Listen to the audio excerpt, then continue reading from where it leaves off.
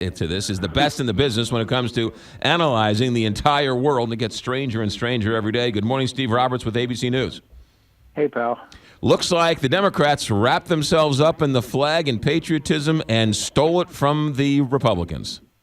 Well, this was very deliberate, and I'm glad you noticed that. I did too. They've not only wrapped themselves up in the flag, in the course of the evening, spent a lot of time talking about the service and bravery of police officers, of military people. The Democrats, for a long time, you can go back to 1968 when Richard Nixon ran on law and order, suffered from the notion that they're the party of disorder. And the Republicans have often seized the flag, seized the title of the law and order party, the police party, the military party. And it was very deliberate last night, the symbolism of the flags, the police officers, the military, to try to counteract that. But I think the single strongest message that Hillary Clinton gave last night, McGraw, was say to America, look, now it's time to get serious. Donald Trump has been a novelty. Donald Trump has surprised us all, including me. But now it's time. Can you imagine him in the Oval Office 100 days from now?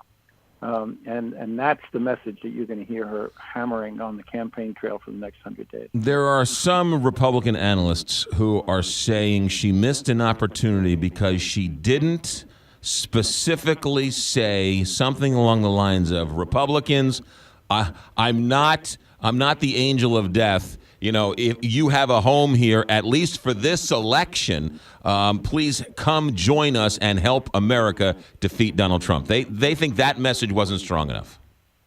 Well, that's an interesting analysis. I think the message was very much there in terms of calling Trump's qualifications into question. And the message to Republicans was, do you really trust this man? Can you really imagine him running the country?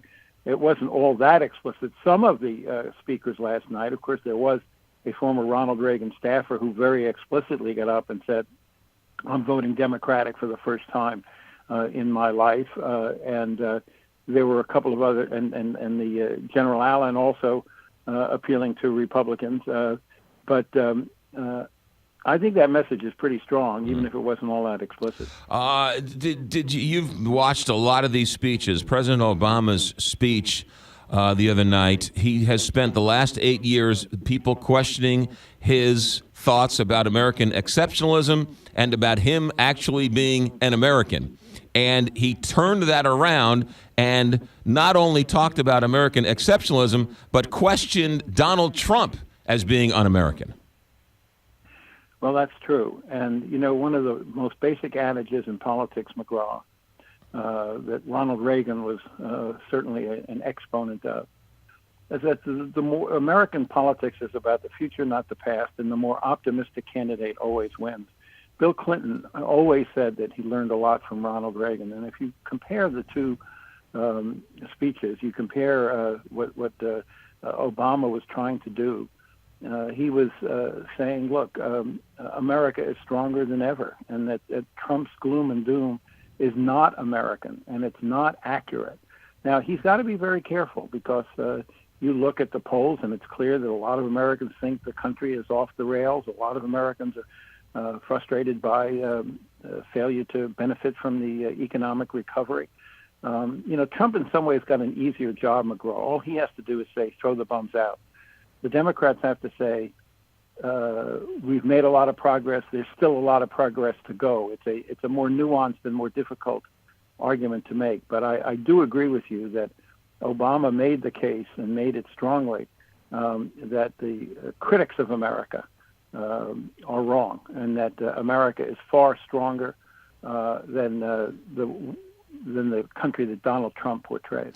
Stephen Roberts, lots was made about the bumbling GOP convention with all of the mistakes. Many people have said this one went off without a hitch, almost a flawless convention. If this doesn't put Hillary in a positive light and, quote unquote, doesn't work, I don't think there's anything anybody could have done.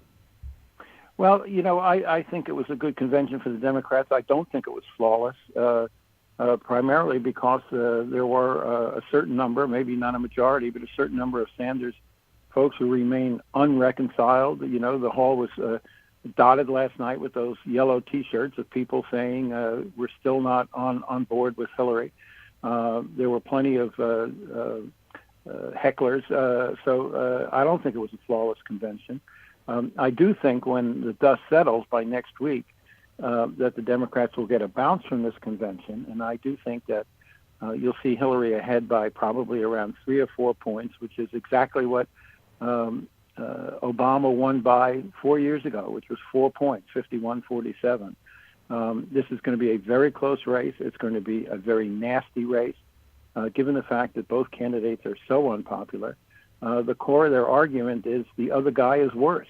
And even though Hillary, I think, gave an upbeat speech and talked about we're stronger together, in many ways, her single strongest argument is you cannot trust Donald Trump to be president. And that's the core of the argument she's going to be making in the next 100 days.